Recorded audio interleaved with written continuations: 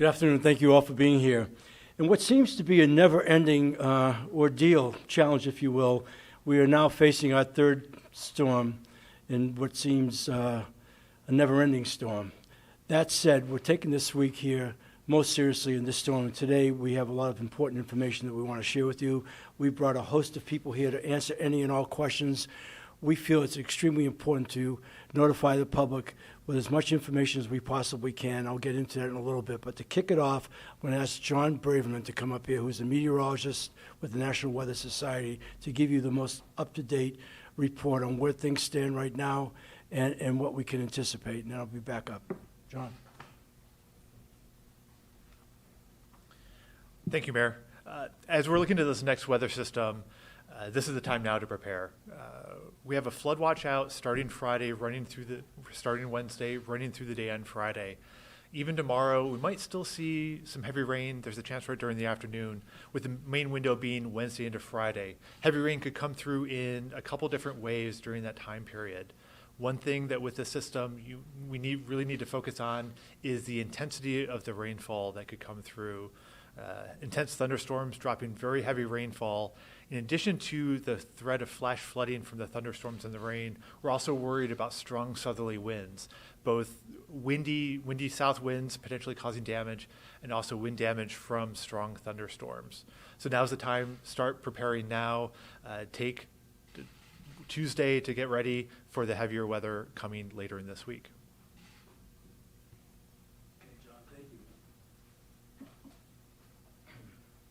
It's Bravender, not Bravender.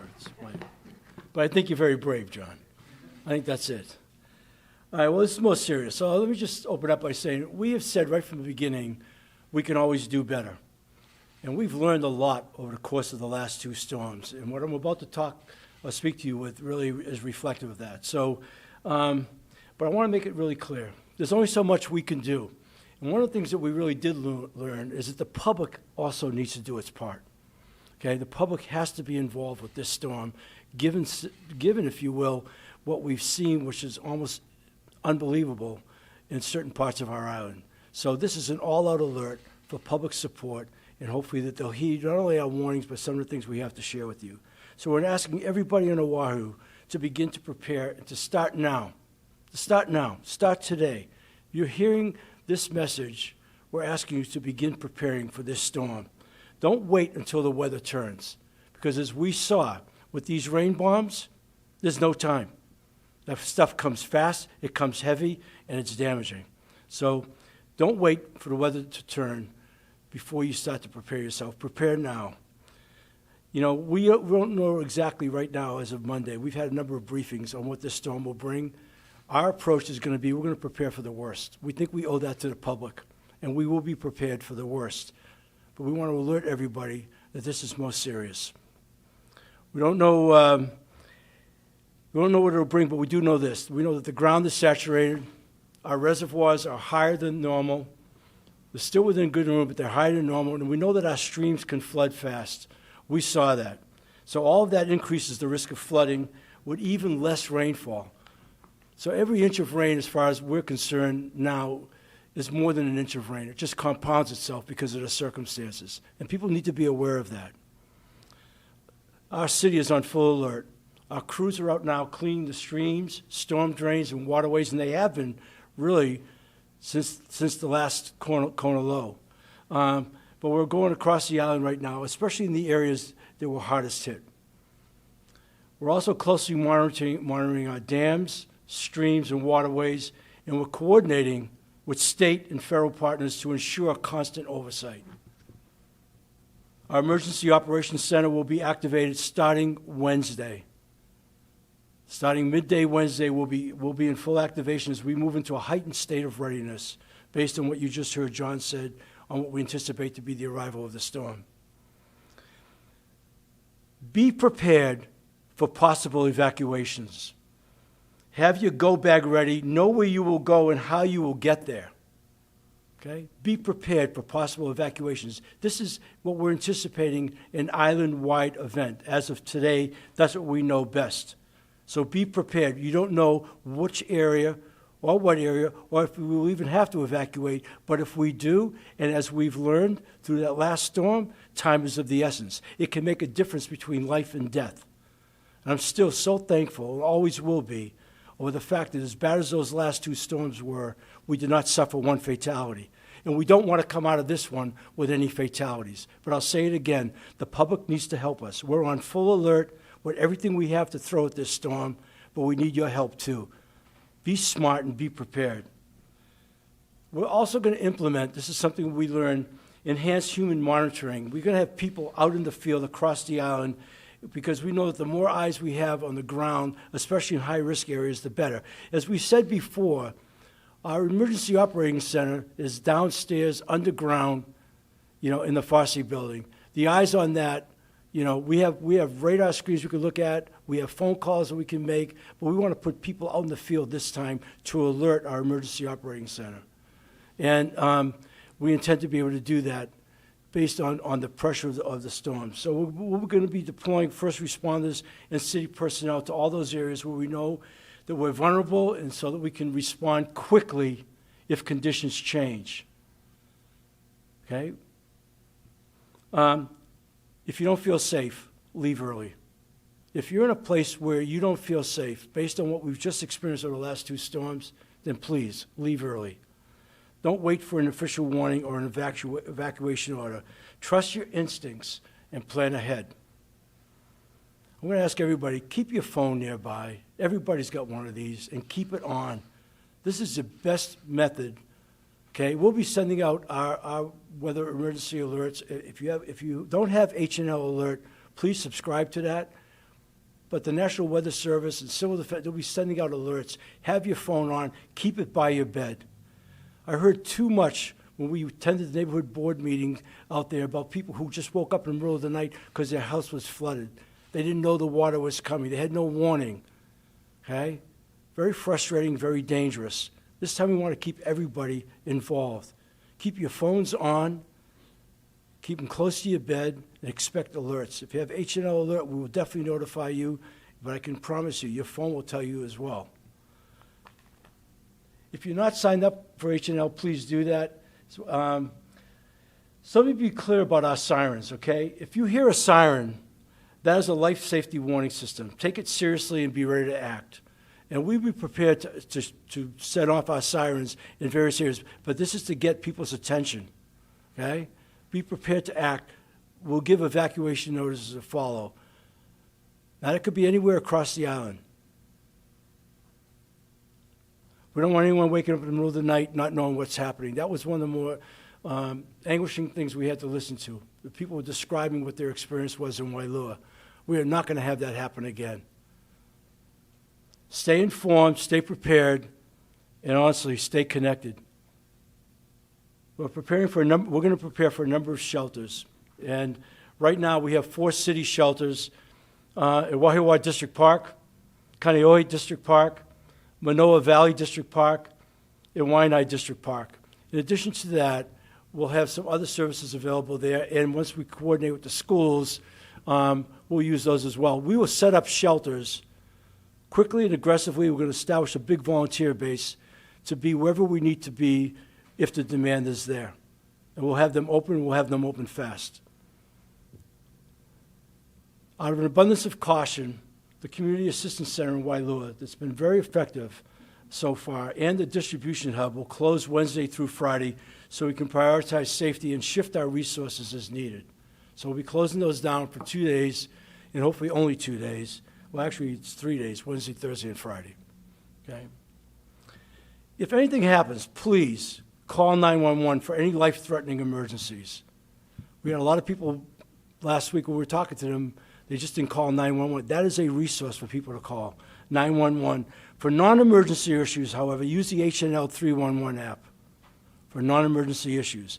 This helps keep our emergency lines open for those who need them most. Now, we're prepared to extend the support of our partners, including I mentioned the New York Fire Department's here as an incident management team. I have 2 guests in the room today, Amy Williamson and Jonathan Jones. They've been here. They're a great team, 7 people. We brought in 21 people. We've drawn down very heavily from their expertise. Very, very helpful for us. and we're using every resource we can to be as smart as we can to help our public, okay?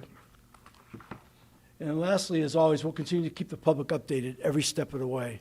We will not over-communicate on this, I can promise you, and we will definitely not under-communicate because we're going to get through this together.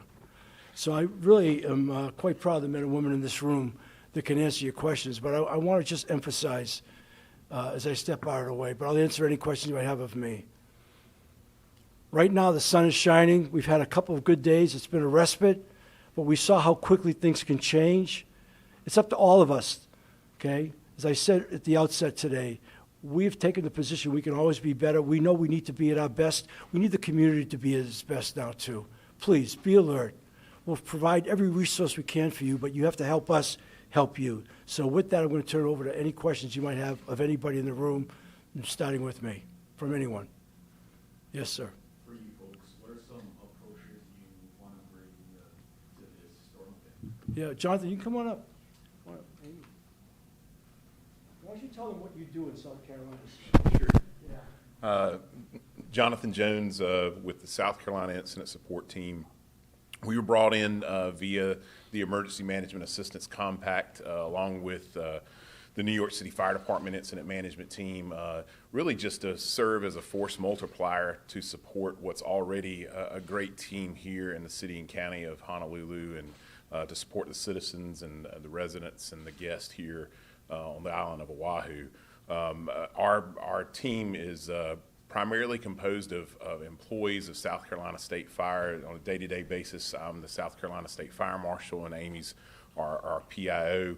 And so we have a great relationship with Randy Collins, your emergency manager here in the city and county of Honolulu, and so he brought us in for assistance. And so in terms of approaches, being from a hurricane state in South Carolina, we're very familiar with flooding. Flooding here on the island is very different than what we're used to. We're used to coastal flooding, flooding that results in riverine flooding that lasts for a long time. And so really our approach is really just to be a force multiplier for teamwork, leveraging our numbers and expertise and just incident management experience to help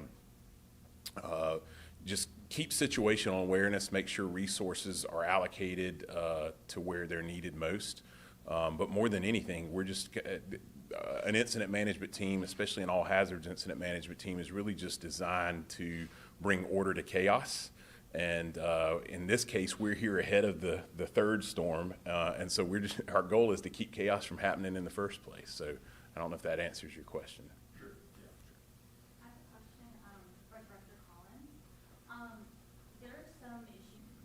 Yeah, that's a great question. And we were just in this office a few hours ago discussing that and discussing where some of those thresholds might be. So we're definitely going to be leaning a lot more forward in terms of alerting and warning and even evacuations. And as the mayor mentioned, we're going to have the responders out in the field.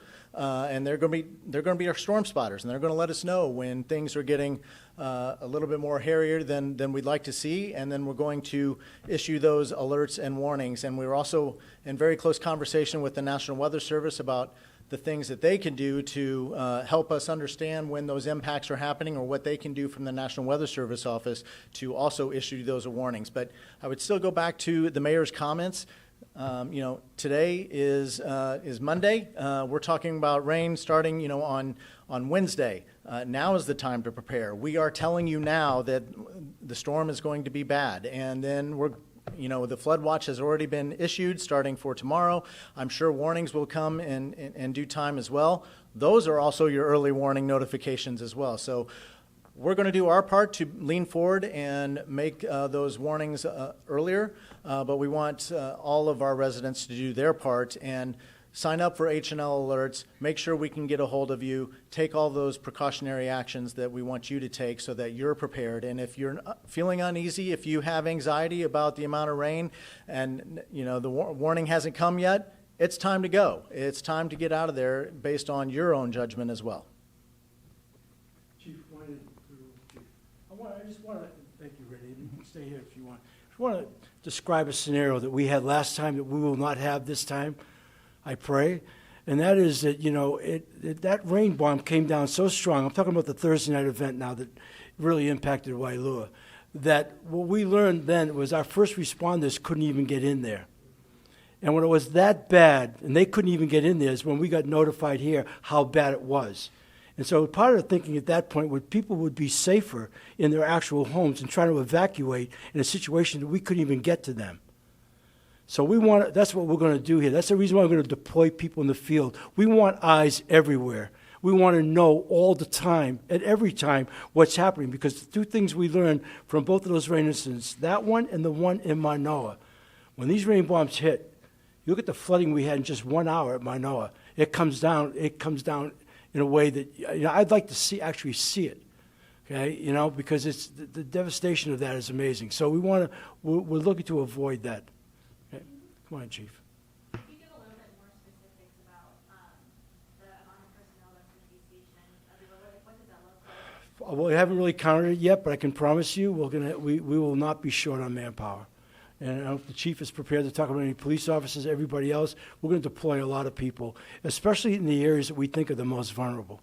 But like we said, at this point right now, if you looked at the weather map, if John was up here, the island of Oahu is all red. This is an island-wide event right now. That's what we're anticipating. We don't know particularly. As we get closer, we'll know, but that doesn't mean we're not going to have people everywhere. Okay? Communication is going to be vital. Chief. Thank you, Mayor. I'm Interim Chief Vanek, Honolulu Police Department. Good afternoon. So like the Mayor said and Director Collins, as a police department, we're committed to making sure that we do our part to keep our island community safe. We will be out there making sure that we're doing just that. We will be the eyes and ears along with our other first responders to make sure that any conditions that will contribute to our loved ones, our kupuna, or any other vulnerable people within our community not being able to get to safety, we want to make sure that we're helping to spread that message of safety and providing information directly to our Department of Emergency Management so that they can make informed decisions about what needs to be done. We will have full staffing out in the community. Just like the Mayor said, on the days when we had the Kona 1 and Kona 2, those were some harrowing moments for not only the community, but even our officers. I mean, there were times when our officers were literally going from door to door, knocking on doors, begging and pleading with individuals, please, you need to get out. And even they themselves were in knee-deep, chest-deep water, and they were saying, if you can't get out, the safest thing, even for some of them, was to climb to the top of your roofs. I mean, our officers, just like everyone else, they're human beings too, and they have limits to what they can do. But there are literally thousands and thousands of homes out there, and we have a limited number of resources. So we're doing what we can do. But just like the Mayor said, I mean, the rains just came so quickly, so fast, that we could only do what we were able to do. So like the Mayor said, I mean, really take this warning seriously. Do what you need to do now to prepare. We're going to do our part to make sure that we keep our community safe. But like anything else, the public needs to do their part too, to make sure that they're keeping not only themselves, but each other safe, yeah? Check on your neighbors. If you know that there's one of your neighbors who maybe can't do that, then help them out. That's what we're here for, yeah? Let's all help each other, help ourselves, help each other to do our part to keep everyone safe.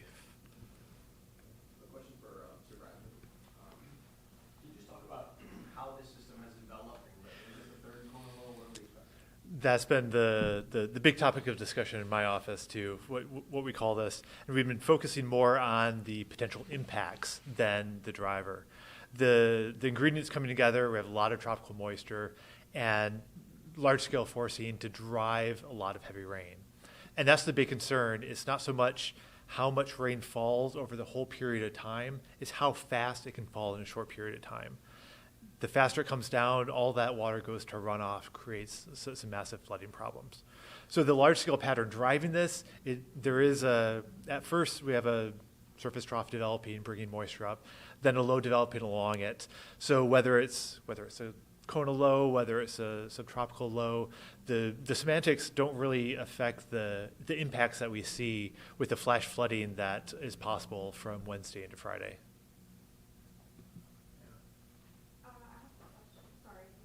I was just going to make one point about that, because I've been questioning that as well, and I'm not a meteorologist. These rain bombs are referring to the town. I know the meteorologists don't like that term, but what we experienced on that Thursday night was 10 inches of rain in just a little bit less than 3 hours, or in Manoa, however many inches of rain we got in only an hour, enough to do the flood damage that it did. I've asked whether or not that could be detected on the radar screen, if you can see that. And what I'm being told, at least as of now, they really can't see that. So that's what makes this even more precarious, because we can see rain coming, but we don't know if contained within that can happen. And so all the more now we're on full alert, because we've had it not once but twice, 2 instances of that, and nobody can guarantee me that we won't have that again. So that's a real particular concern, because it is, when it comes really hard. But go ahead, your other question was for? Yeah, in preparation for this upcoming storm, has the city cleared out the storm drains and streams? Yes, you must have come in the room a little bit late. We talked about that for half an hour before you showed up. No, we have, yes, we're doing that. We've been cleaning streams. We have been cleaning the streams steadily, and the storm drains and everything ever since. We've been out all week up in Farrington Highway. We've not stopped with the cleanup. In fact, here's the interesting thing. We've been in the recovery mode of removing debris and cleanup, continued cleanup, not the least of which is, if you went out to Waialua, you'd see lots of excavators. I didn't even know there were that many excavators on the island operating, and bobcats and all the other things we've had, and not just cleanup removal, but moving mud, moving dirt, cleaning out the streams. And now here we are, though, preparing yet again for a third storm. So we've made a lot of headway. The situation is much better now than we were last week with respect to the streams. I can promise you that. But they can still rise very fast because of the watershed and the way the water comes down from the mountains. And so it will always be a threat to flooding. Okay? But a lot's been done already, and a lot more will be done over the next 48 hours until this rain starts. We're not letting up on the cleanup. In fact, Warren Marmazuka, where are you, Warren? You could speak a little bit to this. I'd like to hear. Warren's our Deputy Director of Facilities and Maintenance. Thank you, Mayor. Hi, Warren Marmazuka, Deputy Director for the Department of Facility Maintenance. Yes, our crews have been out since February, since the February 21st storm. We've been, ever since the storms ended, we've been out clearing storm drains. We're constantly checking on our streams, the levels. In fact, just this afternoon, we got approval to open all streams as required, throughout the island. And that was given by approval by DEM Director Randall Collins. And so we are prepared. We had crews out at Eva Beach Line Channel. That channel, that stream mouth is actually, they're actually doing it by hand because we don't have access to get any equipment there. But you'll see next tomorrow, on the west side, from Maili all the way to Ulehava in Nanakuli, those stream mouths been opening. Also in Kahala, the Muliwai Ditch, in Kuli'o'o, Kahala Ditch, and then we're working our way all around the island on the windward side, from Haula all the way out to Laie, in Kailua, Kaelepulu.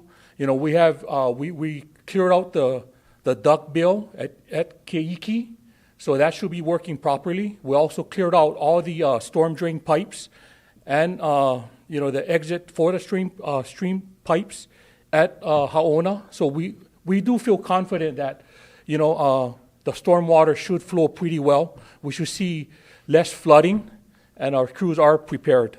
Thank you. Talking about Otake, what's been done with that stream, the amount of excavation, Yeah. and how much the stream has gone down. Yeah. So since March 25th, we've been working with the State Department of Transportation and also the contractor that Ed Sniffen had hired at the Kaukonahua stream. So the past week and a half, the contractor has dredged so much material out of the Makai portion of the stream. And they just started excavating, dredging on the Mauka side. So we've seen at least 5 feet of water level drop in Kaukonahua Stream. And we're not done yet. We'll be continuing downstream in the next few weeks. So there'll be a drastic change of flow and full width of the stream actually at Kaukonahua. So we're kind of excited, partnering with Ed Sniffen and the DOT. And then, what we're doing on Farrington Highway, as Mayor mentioned, we're actually working with the state. We're cleaning out all the ditches. We actually, this past weekend, been assisting the state. They've been excavating that ditch along Farrington Highway to prevent any more flooding for the farms and nearby residents. Yeah, and that's, yeah. Yeah, I failed to say that. This is, when I talk about where our city is on full alert, so is the state. And the governor's been terrific, and Ed Sniffen at the DOT, and the combined effort, and all the resources. I want the public to know that. We're putting everything into this we can. So when you start to ask me about how many people might be deployed, we will have enough people. There's enough concerned people. In looking at this from a chronological standpoint, it was 3 weeks tomorrow we had our first press conference on the Kona Low. It's been incredible. And I'm hoping what's coming across is I started out to saying we could always be better. We've learned a lot. We have learned a lot in this experience, and we're going to deploy everything we know, and we'll probably continue to learn against this.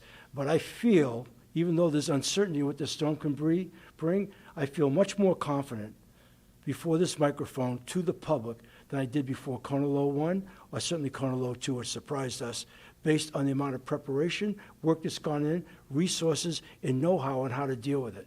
And having friends like our folks from South Carolina and New York in here with us has been invaluable. Invaluable. Next question. Go ahead.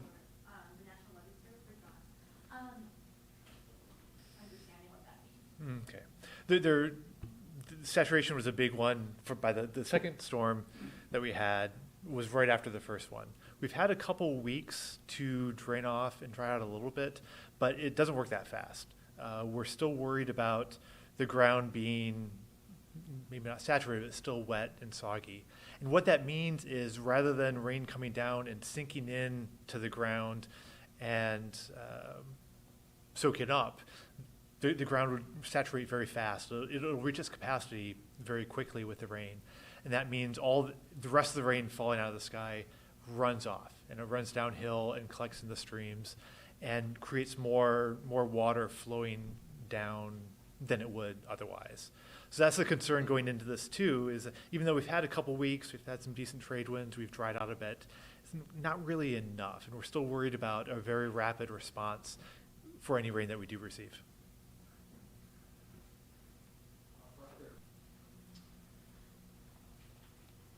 So, a great question. We'll be at level 2, which means we bring in all the specific agencies that we can anticipate with this particular hazard. So it's not a full-blown, full activation where we get some agencies that usually don't have as heavier a lift in terms of response. So when we do level 2, especially for this kind of risk, these flash floods and storms, you're going to see our police and fire and ESD in there helping us out. You're also going to see our mass care partners because we have to activate shelters. You're also going to see one of the changes that we're making is bringing DDC in as they monitor the bridges that have the scour bridges that have to be looked at after every type of event. So we're bringing in a few more than we normally would at a level 2, but that being said, we're bringing in those ones that really need to be coordinated and make sure that we got the resources that we need and can coordinate those resources for the rescue as well as helping us understand the situational awareness out there.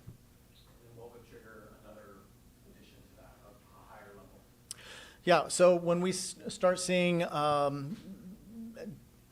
maybe more catastrophic events or impacts happening where maybe we need the medical examiner's office, for instance. And, that's obviously a direction we don't want to go and that sort of thing, but they would have, they would have a role in fatality management and that sort of thing. So we definitely add more agencies based on the more catastrophic ramifications that we have to deal with.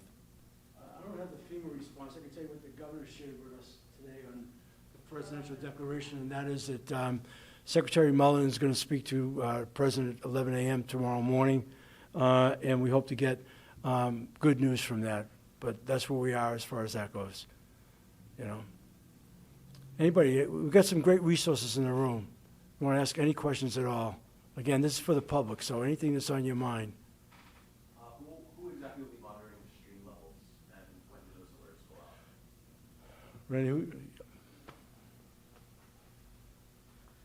So there's a whole team that monitors the stream levels between the National Weather Service, between dam safety, and between the folks in our Emergency Operations Center. All of us are keeping a good eye on those instruments, and we're often in close coordination and on phone calls with each other or in meetings. We're very blessed to have the National Weather Service detail a meteorologist to the Emergency Operations Center as well.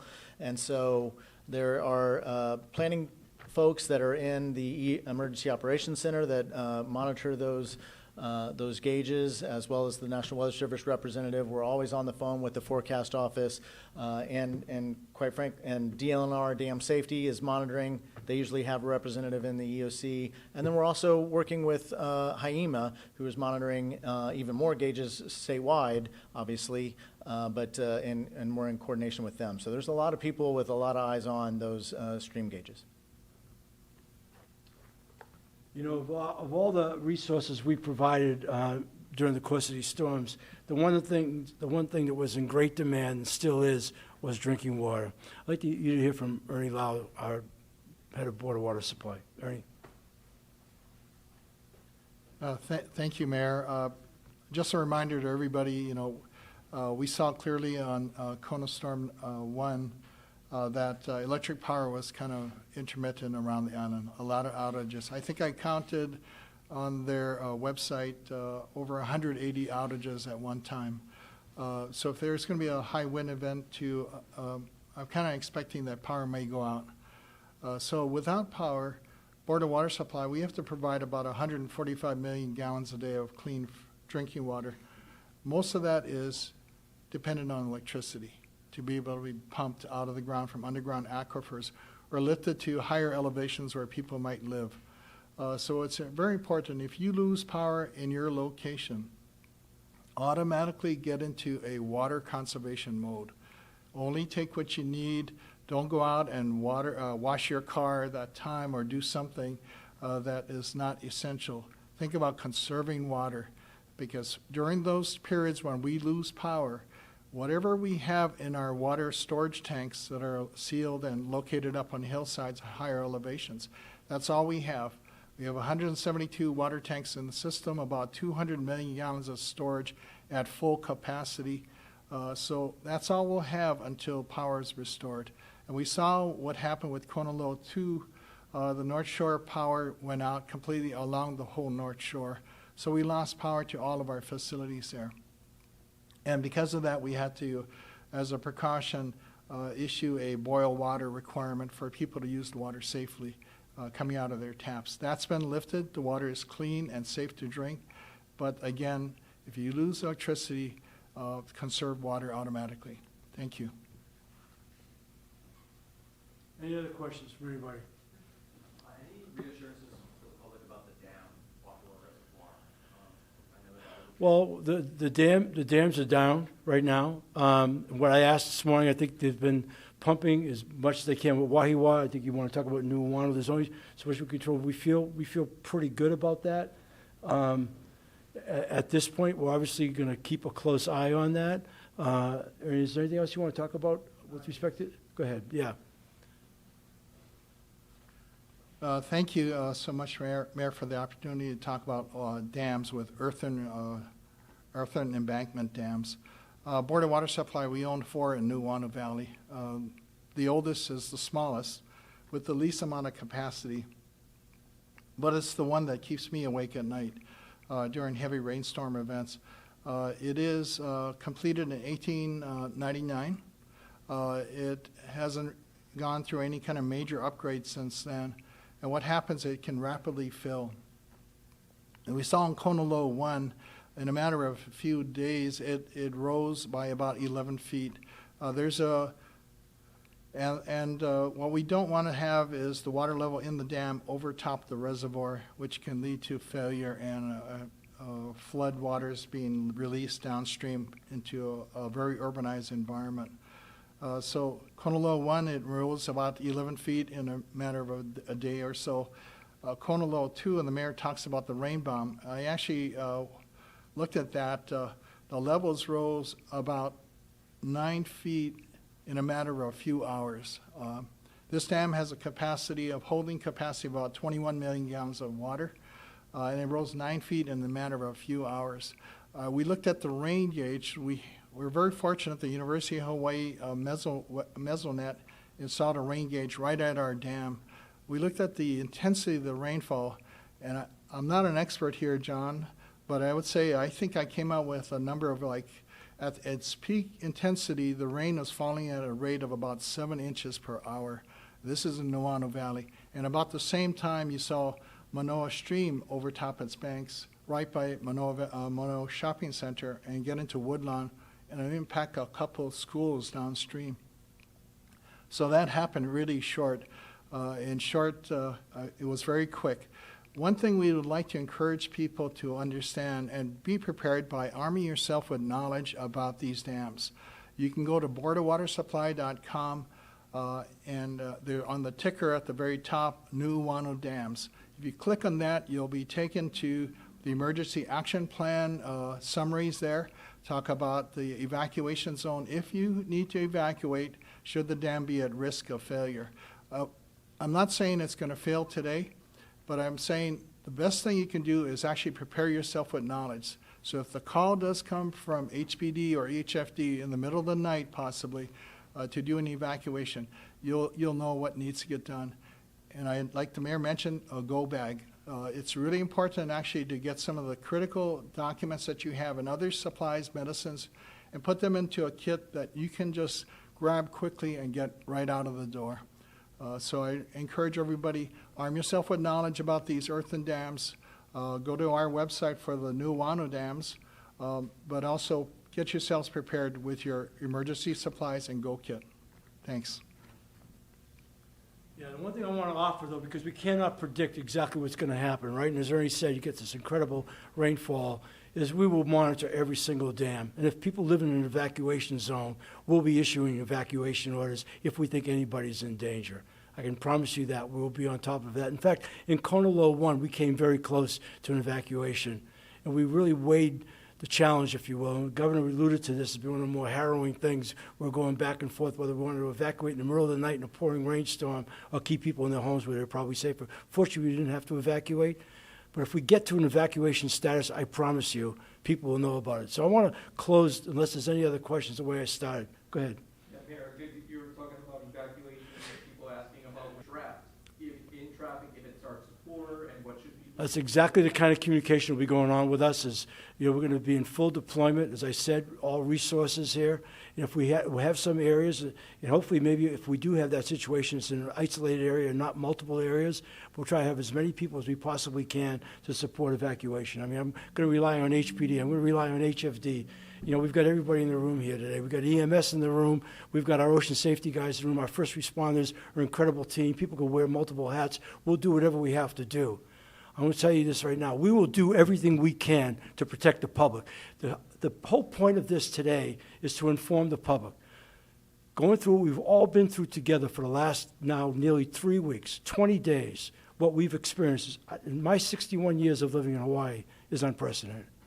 So we don't know what this third one is, but we want everybody to help us help you, is what I said. Start to prepare now. If you live anywhere near an evacuation site, as it relates to the dams or whatever, then all the more you should prepare. But everybody should have that plan. And as I said at the outset, keep an iPhone on. Because if you're a member of HNL Alert or the weather alerts that will be going out, we'll set that, hopefully in enough time that we won't have panic, okay? So that's the point of today. We want to inform the public. We want to go into this third storm. We're going to prepare for the worst, okay? We're going to prepare for the worst.